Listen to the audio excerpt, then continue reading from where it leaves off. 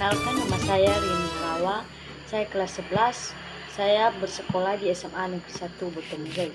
Langsung saja saya akan menjelaskan tentang letak Indonesia secara astronomis. Letak astronomis disebut juga lokasi absolut. Lokasi absolut menunjukkan suatu tempat di dunia secara tepat.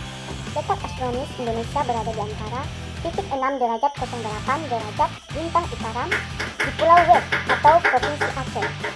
Titik 11 derajat 15 derajat lintang selatan berada di Pulau Rote, bagian selatan Provinsi Nusa Tenggara Timur. Titik 140 derajat 05 derajat bujur timur berada di Pulau Benggala atau bagian barat Provinsi Aceh. Titik 141 derajat 05 derajat bujur timur berada di Sungai Fling di kota Merauke atau Provinsi Papua. Lalu letak astronomis terhadap iklim Indonesia yang bercorak tropis. Berdasarkan posisinya terhadap garis lintang, Indonesia berada di garis khatulistiwa. Hal tersebut menjadikan Indonesia beriklim tropis. Pengaruh letak astronomis terhadap pembagian zona waktu di Indonesia.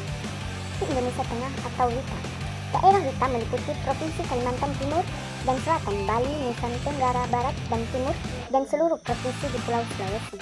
Waktu Indonesia Timur atau WIT. Daerah WIT meliputi Provinsi Maluku, Maluku Utara, Papua, dan Papua Barat. Hitungan letak astronomis untuk Indonesia. Hujan tropis memainkan peran besar dalam keberlangsungan beberapa siklus alam utama dunia seperti berikut. 1. Siklus energi, 2. Siklus air, 3. Siklus karbon dan oksigen, 4. Siklus nitrogen. Letak Indonesia secara geografis. Letak geografis adalah letak suatu wilayah berdasarkan posisinya terhadap wilayah yang lain. Letak seperti ini bisa disebut juga dengan lokasi relatif.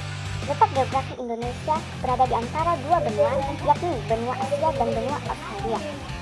Pengaruh letak geografi terhadap iklim. Letak geografis Indonesia ini berperan penting dalam pengertian musim panas atau musim kemarau dan musim hujan di Indonesia.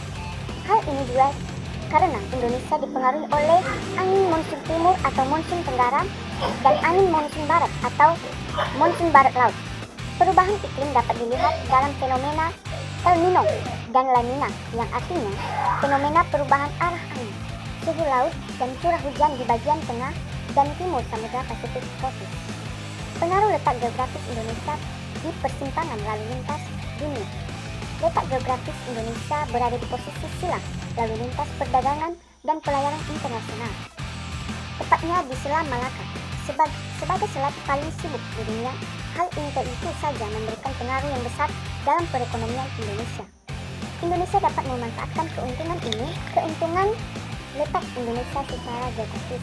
Letak Indonesia secara geografis sangat menguntungkan bagi Indonesia dan di berbagai bidang, contohnya di bidang ekonomi, sosial, budaya, dan perkembangan wilayah Indonesia.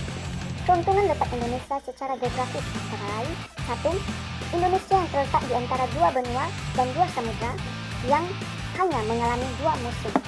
2. Berada di lintas perdagangan internasional. 3. Berpotensi menjadi negara maritim yang besar. 4. Keragaman budaya yang tinggi. Letak Indonesia secara geologis. Letak geologis adalah letak suatu negara dilihat dari keadaan batuan-batuan yang terdapat dalam tubuh buminya serta fenomena geologis di sekitarnya. Pergerakan lempeng dunia mengakibatkan perbentukan jalur pegunungan di daerah pertemuan lempeng. Pengaruh letak Indonesia secara geologis. Pengaruh geologis terhadap topografi Indonesia yaitu: 1. Terbentuknya patah. 2. Terbentuknya jalur pegunungan lipatan dan gunung berapi. 3. Topografi yang beragam. 4.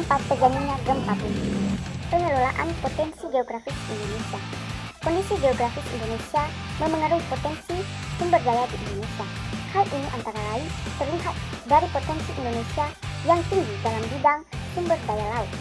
Selain wilayah lautan, Indonesia memiliki potensi sumber daya alam yang tinggi. Sumber daya alam yang kaya ini harus dikelola dengan baik, tanpa menimbulkan kerusakan lingkungan. Pengelolaan kekayaan sumber daya alam secara optimal dapat dilakukan dengan meningkatkan industri pengelolaan yang memberikan nilai tambah tinggi dan mengurangi ekspor bahan mentah. Pengertian dan klarifikasi sumber daya alam. Semua potensi alam, baik benda mati maupun benda hidup, atau makhluk hidup yang bermanfaat bagi manusia demi memenuhi kebutuhan disebut sumber daya alam. Memiliki nilai-nilai, yaitu nilai ekonomi, nilai estetika, nilai etika, dan nilai hukum. Klasifikasi sumber daya alam. Sumber daya alam sangat bermanfaat dan menjadi tulang punggung ekonomi suatu bangsa. Sumber daya alam dapat dikelompokkan berdasarkan sifat kelestariannya, jenis, dan pemanfaatannya. Sumber daya alam berdasarkan sifat kelestariannya yaitu 1. Sumber daya alam yang dapat diperbarui, atau sumber daya alam yang jika persediaannya habis dalam waktu tidak terlalu lama, persediaan sumber daya itu dengan relatif mudah dapat diperoleh kembali, baik melalui proses fisik, kimiawi maupun mekanis. Kedua, sumber daya alam yang tidak dapat diperbarui, atau sumber daya alam yang dapat habis dan tidak tersedia lagi setelah dipakai. Sumber daya alam berdasarkan jenis. 1. Sumber daya alam non-hayati, atau bisa dikatakan sumber daya alam fisik atau benda-benda mati di lingkungan alam fisik.